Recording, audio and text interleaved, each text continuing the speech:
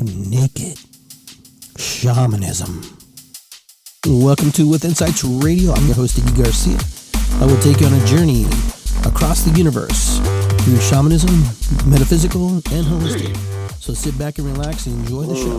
Welcome to the Mind of Iggy. Welcome to Indigenous Day for some of you, and Columbus Day for others of you. Well, whatever your recognition is, whatever you're recognizing, either way, true fact, fun fact, the Americas was already here, and there were people already living on the Americas. There were already people living in the West Indies.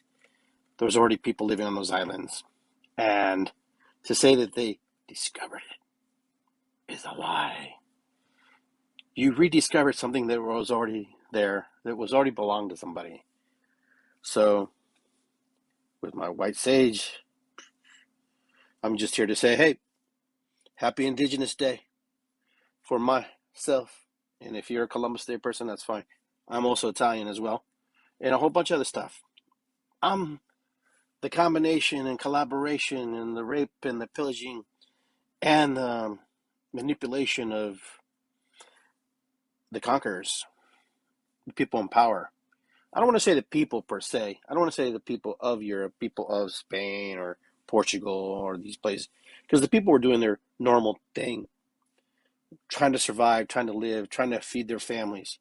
But the kings and queens, the monarchies, the militaries, the priests, the church, the clergy, they've done wrong in the world. They've hurt people. Now, maybe I wouldn't be here today if that didn't happen. But regardless, I'm here, and I'm here to voice, for those who can't speak anymore, millions of people, a genocide back in 1492, even before that. You know, there was people coming here and dumping off and leaving and taking and raping this land because they thought they were allowed to. They thought they could. And, but there was good people that came too. There are people here who came to help the natives. There are people here who defended the natives, but you never hear about them because that's not important. What's important is how much they made, how much they were able to bring back to Europe and fund the monarchy and the church. So I'm here talking about Christopher Columbus, and those of you who are Italian probably get upset when people talk about Christopher Columbus. But like I said, Mandriotti is my maiden name, which is my mother's last name, which is Mandriotto from Italy. I'm also Italian. But I'm also here to remember, and I'm here to think and remember those part of my ancestry that is indigenous, the ones that are people who were there, people that were hurt, people that were conquered, the people who got pelted with smallpox blankets after the Spanish came to our part of the world, and did what they did and took what they took. But history has been written. History is here. History, and it's not to be canceled. You can't cancel this. We should never cancel this history, part of history, because we should always remember this part of history. When we cancel history, we try to change it, that means we're trying to hide something. Christopher Columbus was a bastard son who came here and abused and hurt people, all in the name of his legacy, all in the name of his desire for fame and fortune and money. It was his enterprise. Okay, so who paid for that? The indigenous people of these lands. The indigenous people, over a course of time, it affected everybody. The whole world is different because Spain, Italy, England, all these countries came here seeking fortune, money, and a place to put their people that were overpopulating their areas. And you know what? A lot of people were killed and massacred because they didn't speak the language, because they looked different, because they smelled different, they ate different, they dressed different, they talked different, they gathered different, they celebrated different, they had a different belief system, different culture. And I'm not here to slam anybody's religion. The religion took advantage of that situation, and religion was very powerful back then. The Catholic Church was very powerful, very strong, very, very dominant force. Even the monarchies were afraid of the Catholic Church. Okay, until things change and shifted. Things change and shift. Now, we're here in this present moment. We're here in this world. And we're here. And there are people who are still been left behind. There are people who live on reservations in my country and then in your country, my country here in the United States.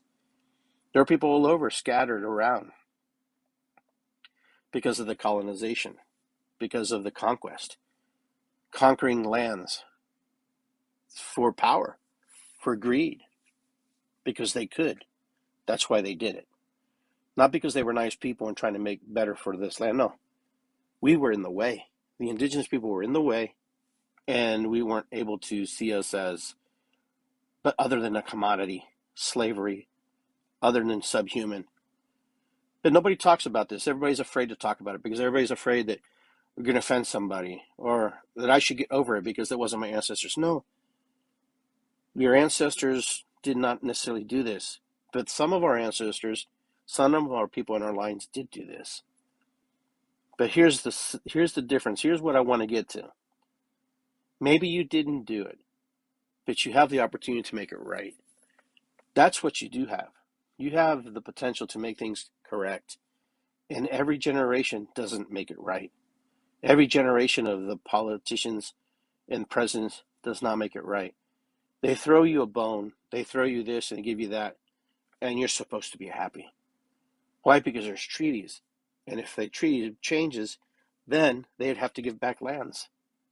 Yeah, Iggy's complaining. Oh, Iggy's bitching because, Christopher Columbus came here and conquered everybody. Now we're here. No, I'm here to remind you and remember that a lot of people's lives were lost on both sides. Okay, but mostly the ones who didn't have the muskets, the ones who were affected by disease, who were killed off. History should never be repeated. History should be always taught. History should always be shared because that's how we learn. And as we move in this time period now, we should remember that these people, these indigenous people of these lands, these First Nations people, these people who were here before us, I am half part or multiple parts of the indigenous culture, also the European as well. But I hear, and I also remember my culture, and I also remember the religion that I believe in. And I commingle them and mix them because that's the way they taught us to be.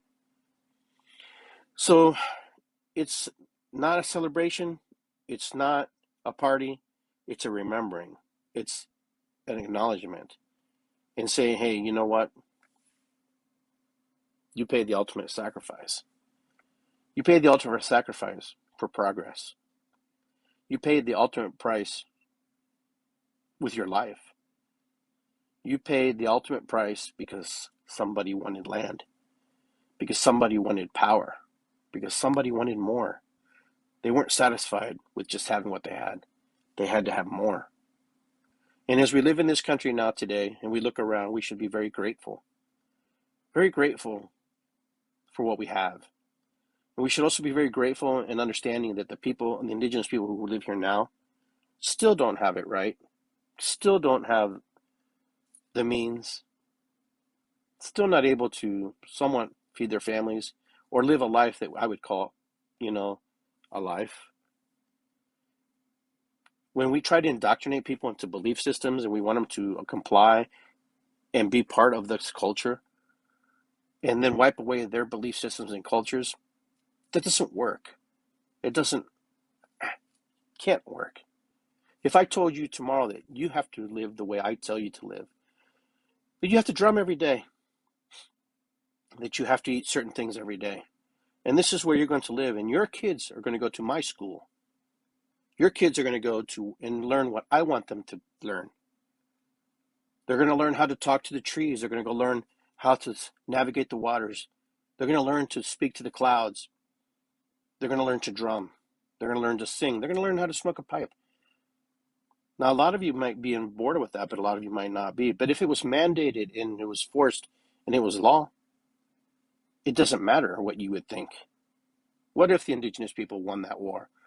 What if the indigenous people got it right, were able to defend themselves? And the last pockets of Europeans were thrown on a reservation because they didn't want to go back to England. and they had to live there, encapsulated between different states, different ideologies and belief systems. What if the tables were turned? What if it was completely different? You know, what if? You know, we don't live in what ifs. We live in what's now. And what's now is what we are here. There are a lot of you who were born here now. You weren't born in Europe. You weren't born in Spain, England, or wherever you come, wherever your ancestors come from. So this is the only home you know. And I can't, and no one should ever punish you or make you feel wrong for that. Because that's who you are. You're an American. This is your land. This is your home. Did you steal it? Not necessarily, no. But your ancestors did. They took it. My ancestors did. They took it. And then you know what?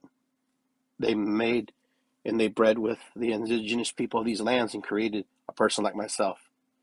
And many of you like yourselves. Some of you are many of you are Cherokee and many different factions and different tribes you come from. Because that's what happens.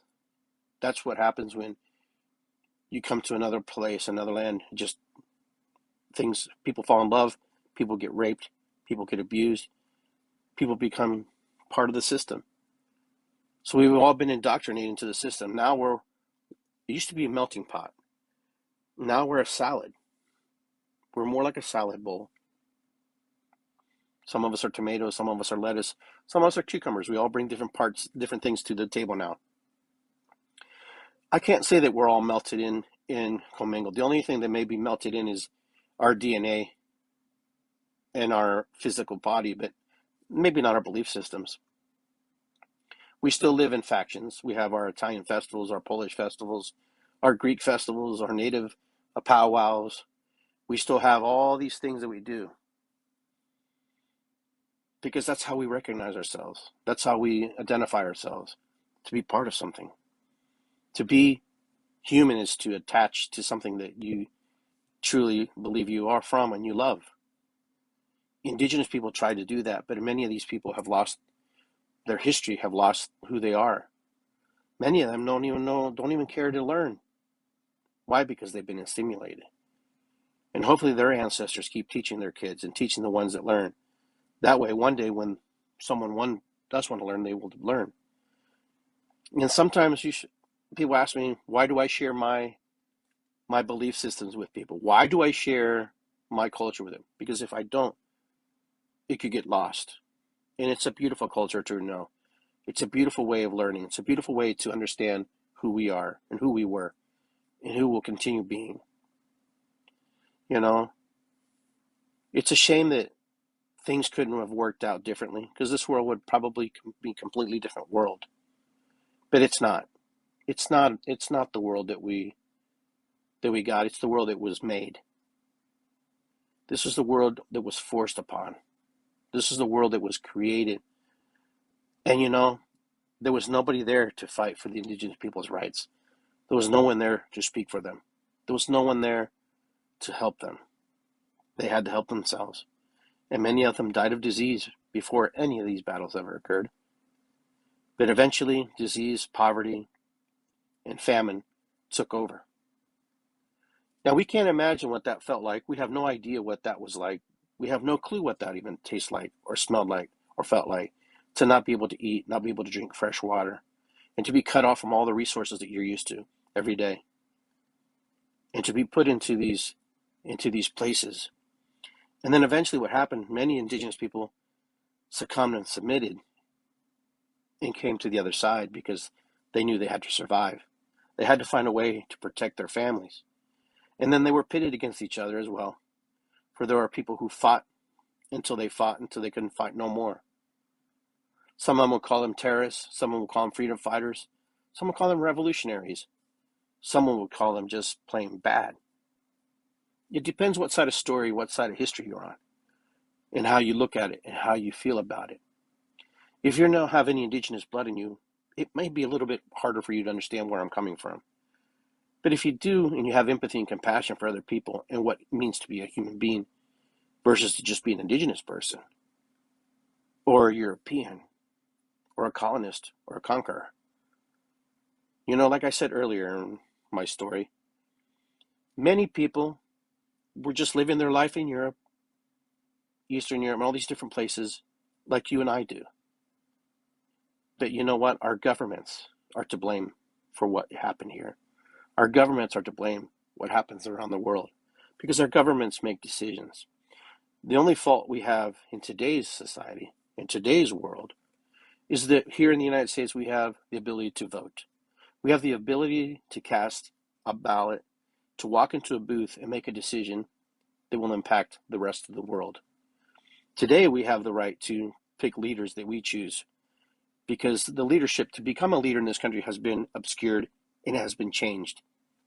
There used to be a time where you and I could walk up and want to be part of the system and we could be part of the system. That's no more. Now it's reserved for the wealthy, the rich, the ultra rich, people with political connections, people who are lawyers or doctors, people with higher education standards. Not that that qualifies them to be a leader in this world, not that that qualifies them, but these are the people who we eventually give the reins to and we entrust them to speak for us. But do they listen to us? Absolutely, maybe, maybe not. Who knows? That's all an opinion. That's all a way of thinking. But do our leaders really listen to us? Maybe, maybe not. Who knows? It depends who you ask. It depends what affiliation you are. Either you're Republican or Democrat, Independent, Green Party, Socialist Party, Communist Party, depending what you are. I know you can't please everybody, but when the indigenous people had no voice whatsoever, at least you have a voice to make changes in this world. You have a voice to make the difference. You have a voice, and you have the right to raise up arms as well against a tyranny, a tyrannical government, if you feel it's tyrannical. The question is, whose view and whose interpretation of tyrannical and what that means and what that looks like? We get caught in semantics. We get caught into the little, cosplays of what it means to be a tyrannical system.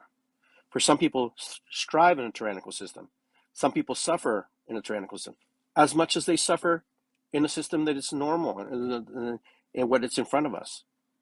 So what would you do to make a difference in your life as we move into new openings and new awakenings in this planet, as we awaken as human beings? What are you going to do? What will you bring to the table? What will you bring to humanity? What will you share with the world? Are you happy and content with what you see? Are you willing to lay your life down to change the world? Is it necessary to lay our life down to change the world? Some people believe yes, and some people believe not. But I'll tell you, sitting and watching is good for a time, but eventually you'll have to stick up and you'll have to pick a side. Because a side will be picked for you regardless of what you think, regardless of what you decide, regardless if you stay neutral. You will be forced into the river, into the flow, when the majority flows.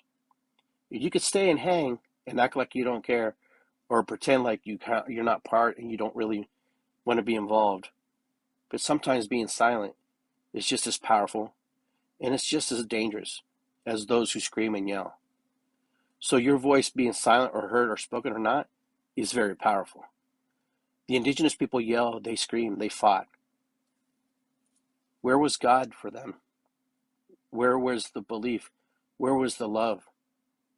Where was the humanity for these people? As we look around in the world today, the same things have happened. We've had many times throughout history seen people persecuted and killed all in the name of God. And I'm not here to slander God or religions. I'm here to slander and to get in man's face and remind that man is abusing the power has been bestowed upon him to do the right things for humanity, to do the right things for human beings. That's who is at fault. Who's at fault? Man. Man, because man abuses man. Man abuses woman. Man abuses the power that has been given by the people, for the people. Here in this country, we're free. But are we free? Are we truly free? That's to be open for debate and for topics to be researched. But either way, I implore you to look and to understand what it means today to be Columbus Day, what it means to be Indigenous Day, what that means to you, what that truly plays out.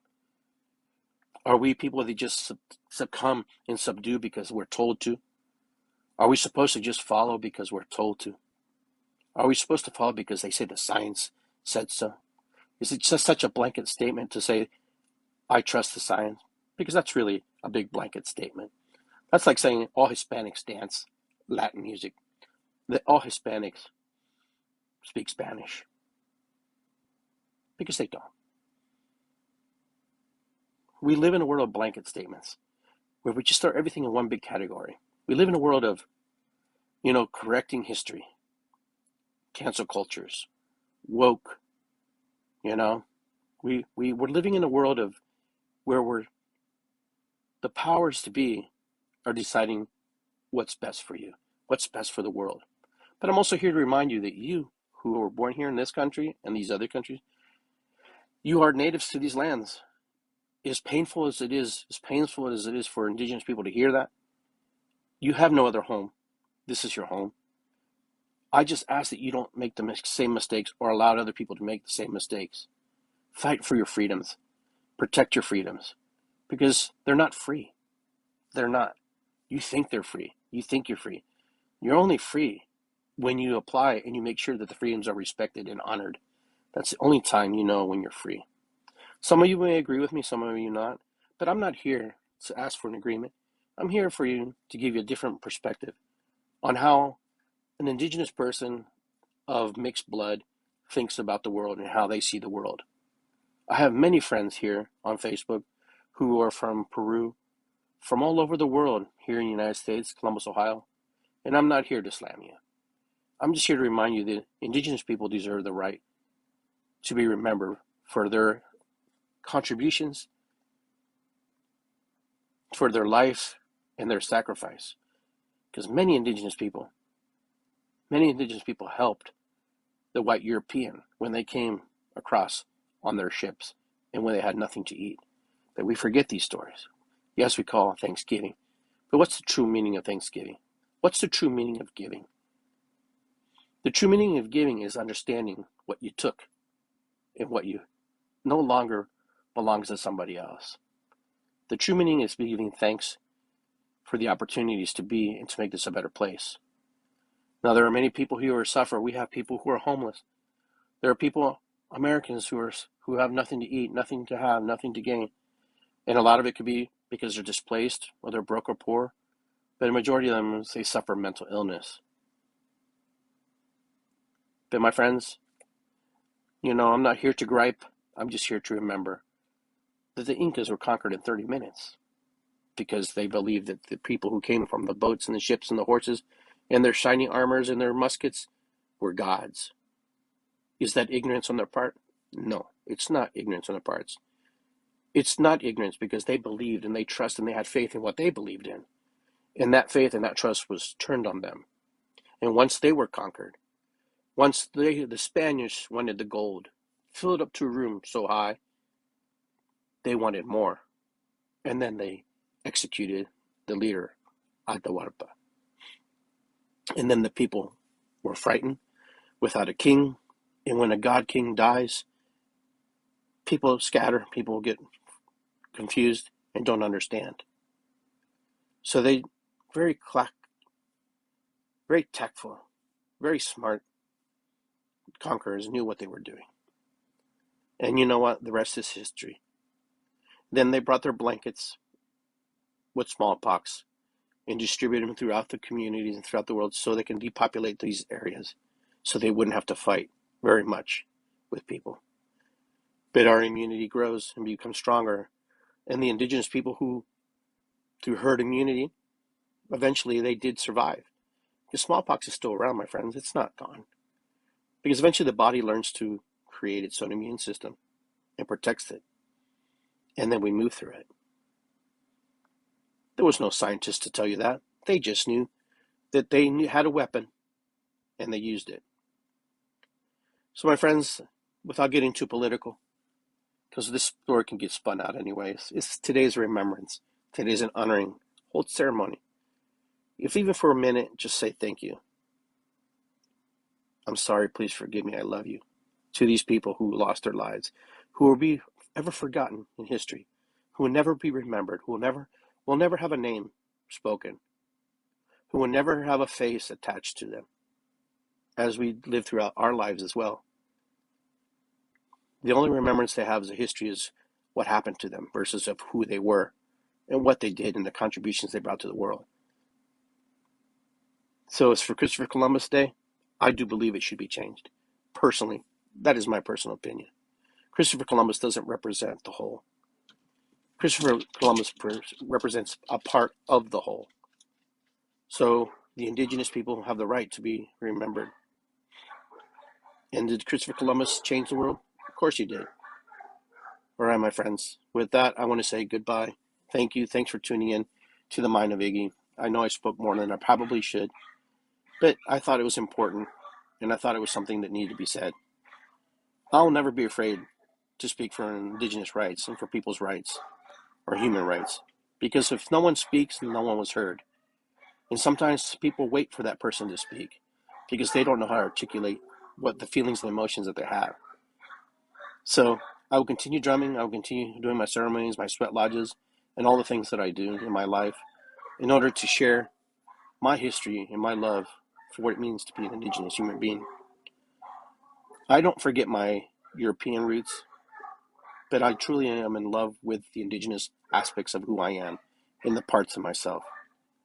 And with that, ho'oponopono, matakuyasin, irisikwi, aho, namaste, and I will see you next time. Have a beautiful Monday.